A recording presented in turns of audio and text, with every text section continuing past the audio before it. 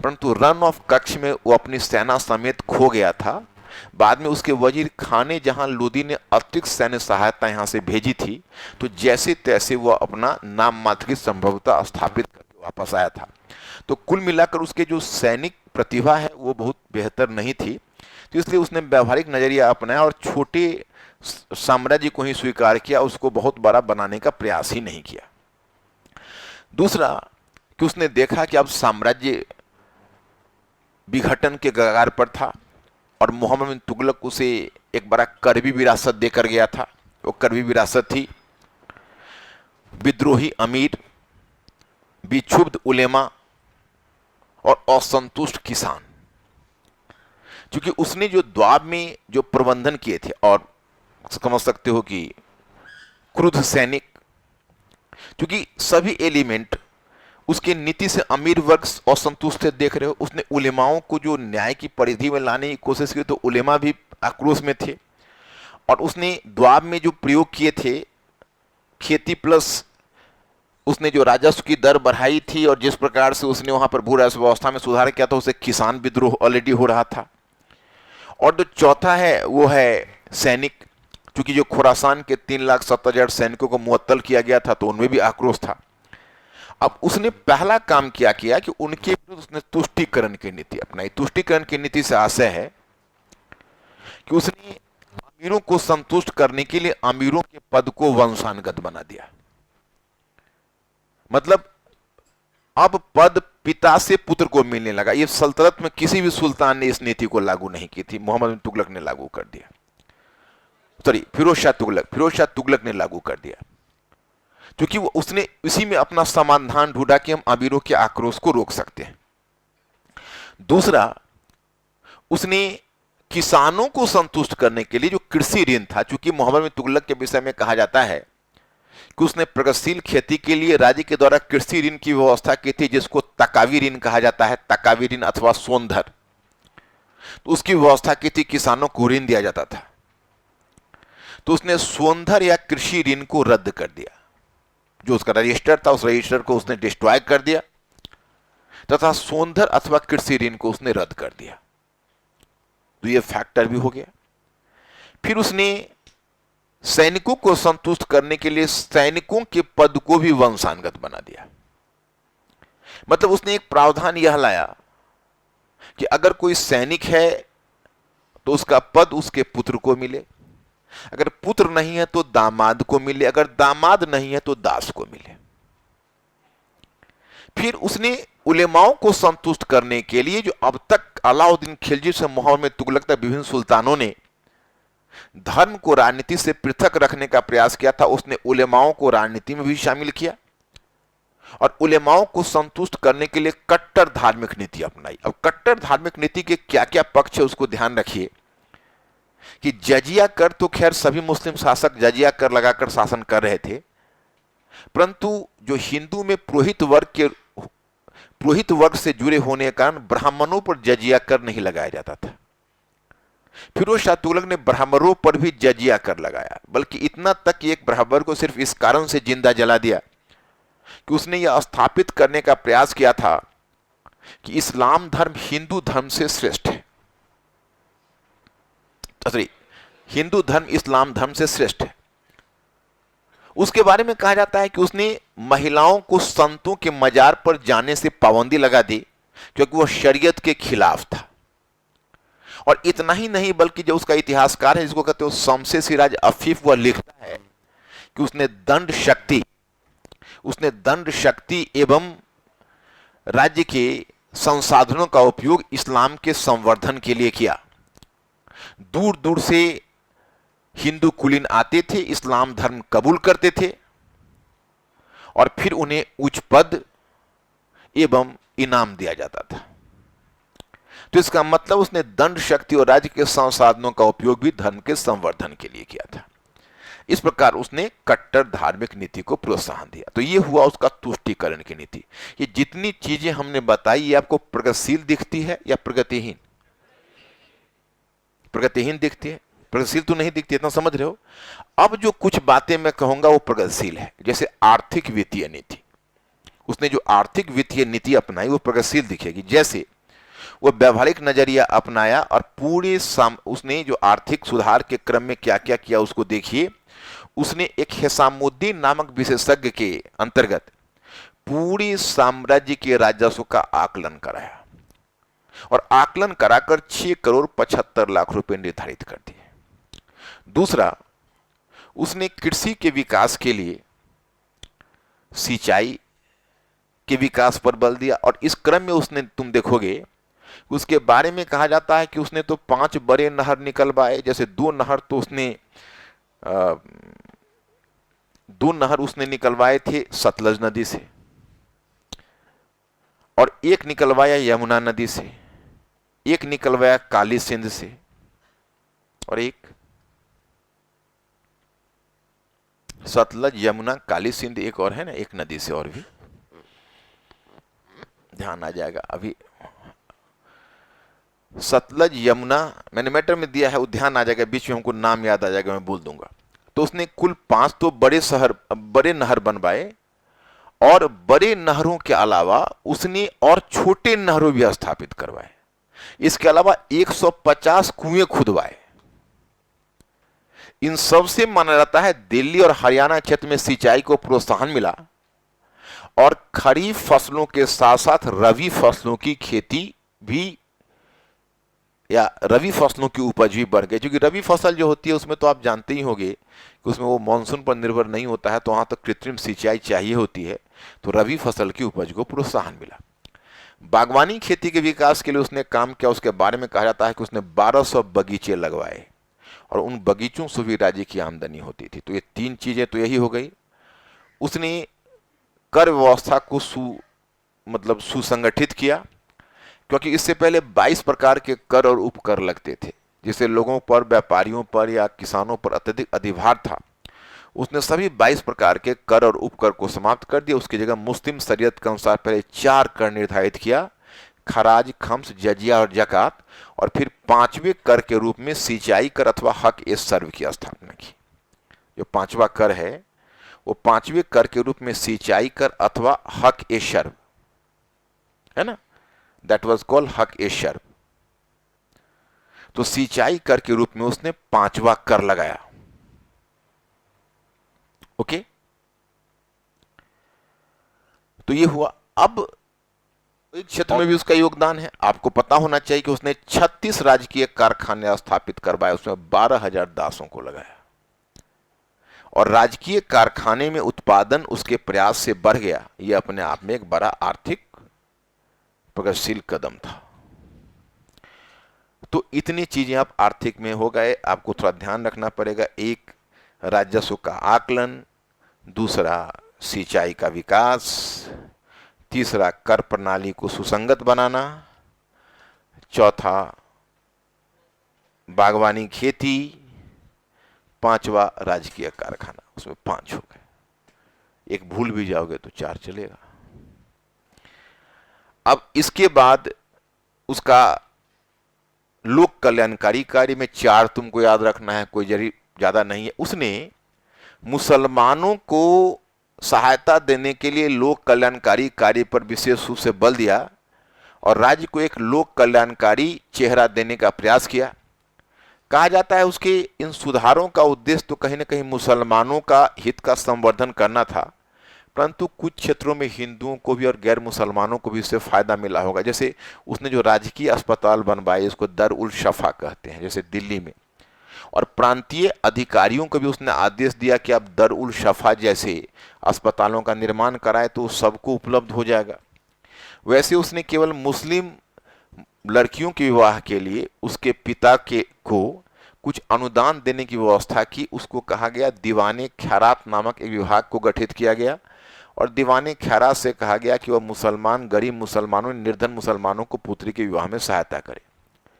तो एक आप दीवाने खैरात कहोगे। दूसरा, उसने पेंशन के लिए जो बेरोजगार मुस्लिम युवक हैं उनको रोजगार देने के रोजगार ब्यूरो स्थापित किया। दूसरा है, और जो बूढ़े मुस्लिम थे जिनका अपना कोई जीविकोपार्जन नहीं था, उनके लिए पेंशन की व्यवस्था की और विभाग बनवाया जिसका नाम था दीवाने इस्तेहाक।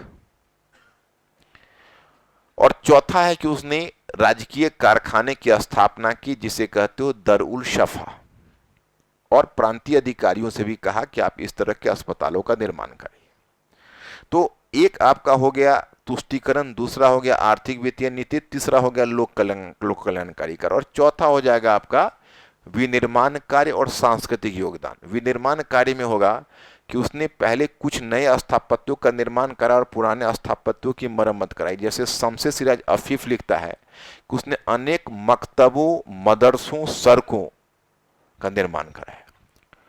और इसके अलावा उसके बारे में कहा जाता है कुछ स्थापत्य की मरम्मत भी कराई। जैसे इल्तुतमिश के समय राजकीय जल के उपयोग के लिए एक हौज ए सिमसी बनाई गई थी, जो स्थापत्य बताऊंगा। हौज ए सिमसी का मतलब एक छोटा सा जलाशय जहां से पानी भरा जाता था।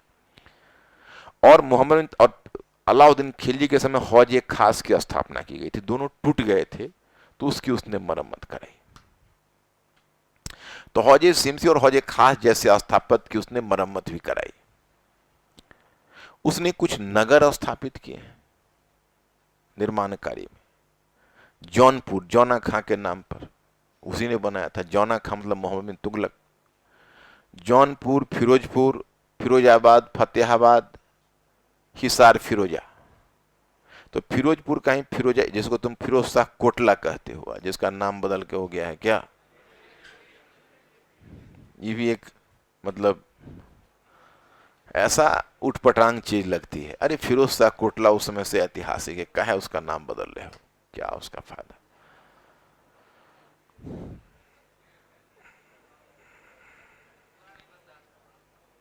पूरा बदले या आधा बदले, उसको टच ही नहीं करना चाहिए, उसको टच नहीं करना चाहिए।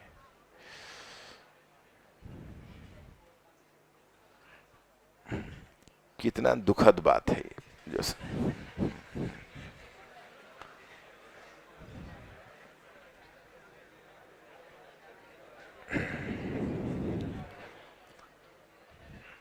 दिल्ली एक ऐसा शहर है जिसके दिल्ली को ग्लोबल सिटी बोलते हैं, क्योंकि यहाँ का तुम एक एक सड़क देखोगे ना, दुनिया के जितने भी महत्वपूर्ण स्वतंत्रता सेनानी और महत्वपूर्ण व्यक्ति थे उनके नाम पर सड़क है। नेल्सन मंडेला मार्ग, साइमन बोलीवर मार्ग, मतलब पूरी दिल्ली में इस तरह के मार्ग भरे पड़े हैं।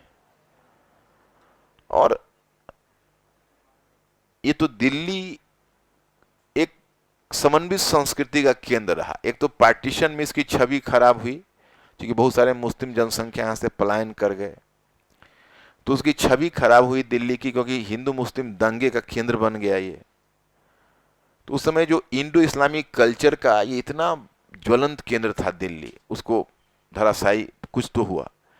अब ये सब तरह की चीजें हैं, रोड वोड बना हुआ है, सड़क स्टेडियम बना हुआ है, इसमें छेड़छाड़ करना उनके नामों के साथ मेरे विचार से ये हिंदुस्तान की समृद्ध संस्कृति को आदर करना नहीं है। ये कहीं ना कहीं दिखाता है किसी खास राजनीतिक दल में प्रबुद्ध नेताओं का अभाव।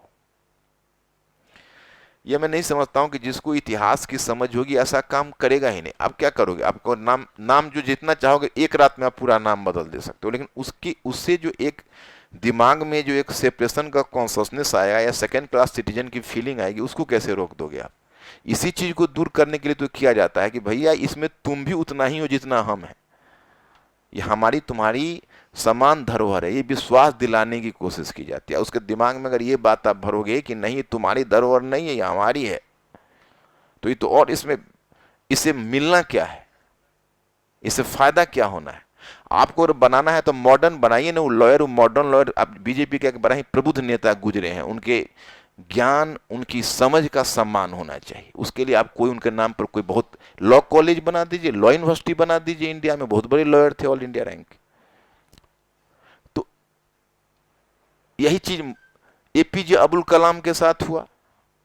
वो मिसाइल मैन थे, उनके नाम पर इसरो का कोई बहुत बड़ा एक अथी बनवा देते आप जो उनका याद रहता, और वो औरंगजेब रोड का नाम बदल दिया। उसमें क्या हुआ, मैंने नाम बहाना है, औरंगजेब रोड का नाम बदलना, उसमें आप जो भी नाम दीजिए। खैर एक्चुअली है क्या कि पुरानी जो भारत की समन्वित संस्कृति और धर्मनिरपेक्षता की नीति के अंतर्गत बहुत समय तक पले बढ़े होने के कारण हमारे मन में अकुलाहट होती है। तुम लोग नई पीढ़ी के हो, तुम लोगों को चलेगा, चलाओ। तो मतलब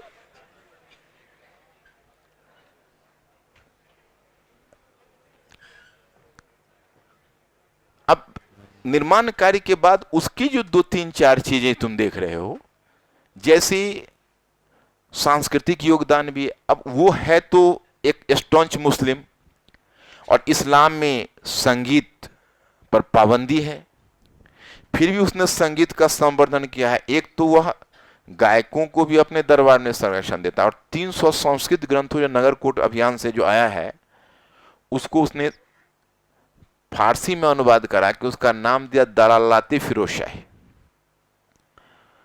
विद्वानों का संरक्षक है।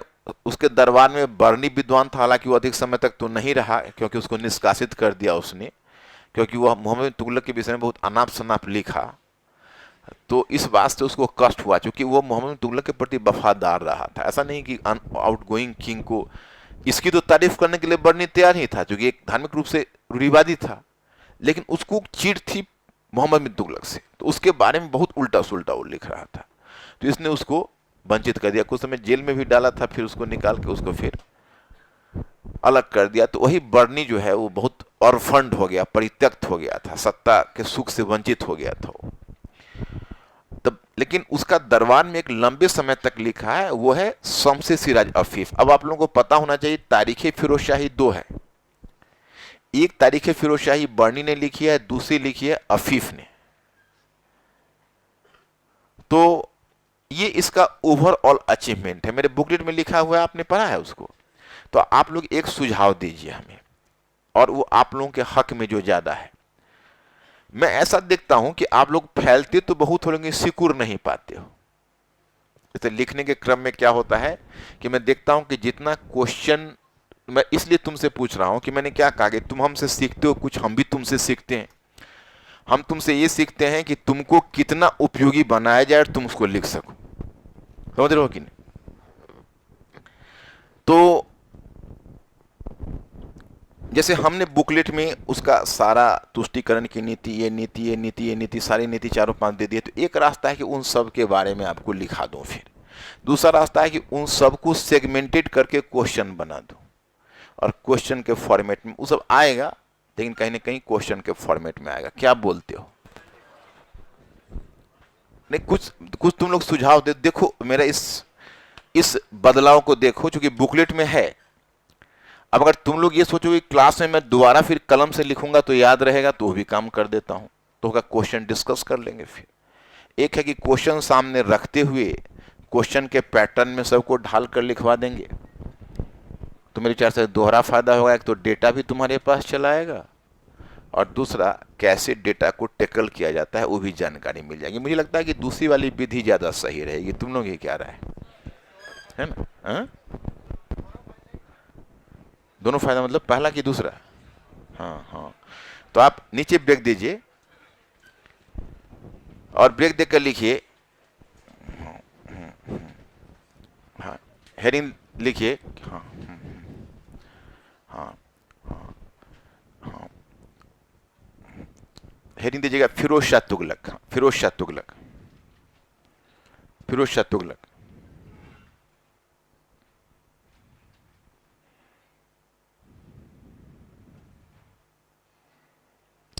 अब पहला लिखिएगा, पहला बिंदु उठाइएगा, हेडिंग दीजिएगा। हेडिंग, हाँ, कि मोहम्मद बिन तुगलक की नीति, मोहम्मद बिन तुगलक,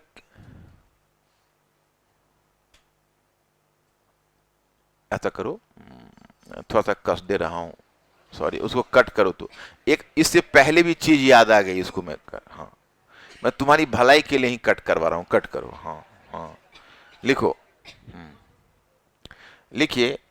हाँ हाँ, किस, हाँ, हेडिंग पहले दीजिएगा, साम्राज्य के विघटन को रोकने के लिए, साम्राज्य के विघटन को रोकने के लिए फिरोज शाह तुगलक ने,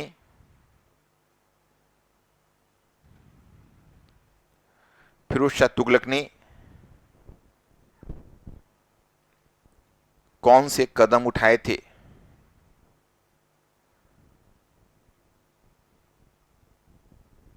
फिरोज फिरोज शाह तुगलक ने कौन से कदम उठाए थे?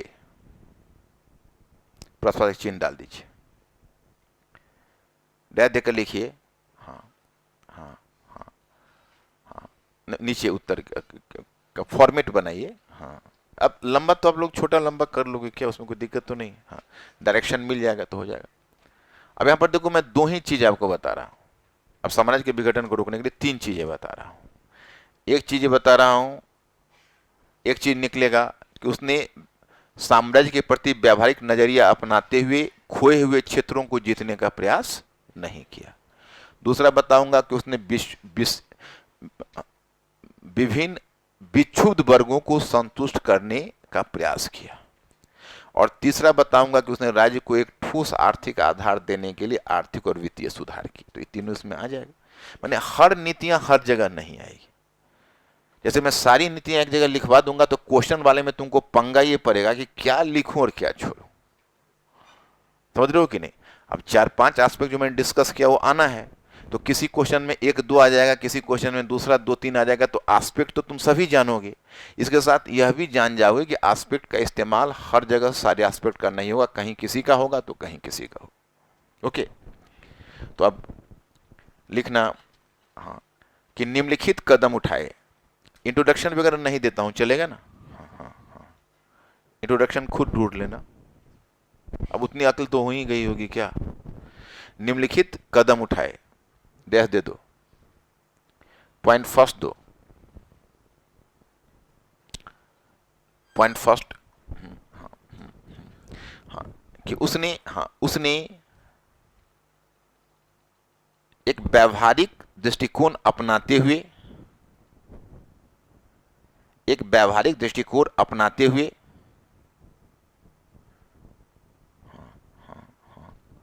खोए हुए क्षेत्रों को दोबारा प्राप्त करने का प्रयास नहीं किया।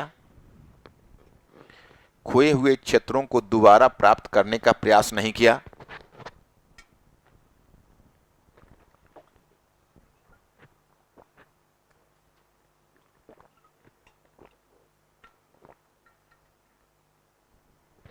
खोए हुए क्षेत्रों को दोबारा प्राप्त करने का प्रयास नहीं किया, बल्कि दोबारा